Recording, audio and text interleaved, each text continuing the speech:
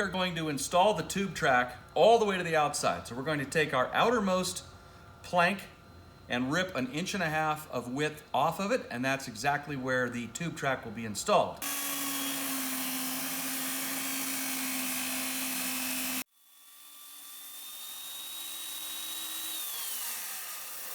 So now I'm going to take this plunge cutter and go down vertically here, remove a chunk so that I can get a hold of that piece that I ripped and remove it out of the deck.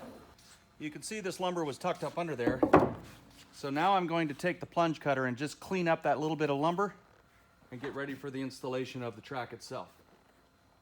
So now that we have this piece in place, all that is left to do is come along from the top side, drill each crossmember location, and once again, the holes for crossmember attachment align themselves perfectly on a 2-inch center line with this cutout on the top. So there, for instance, we go right down through the center, drill that corresponding crossmember, and bolt it down.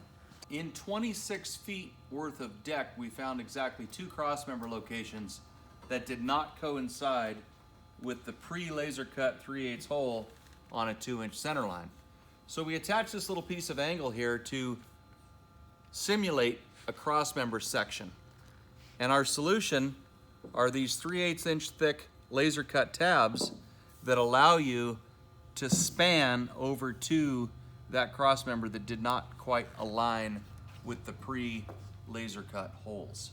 Pretty proud of this one, folks. For more information, maxtiedowns.com or give us a call. We're happy to help. 800-666-1586.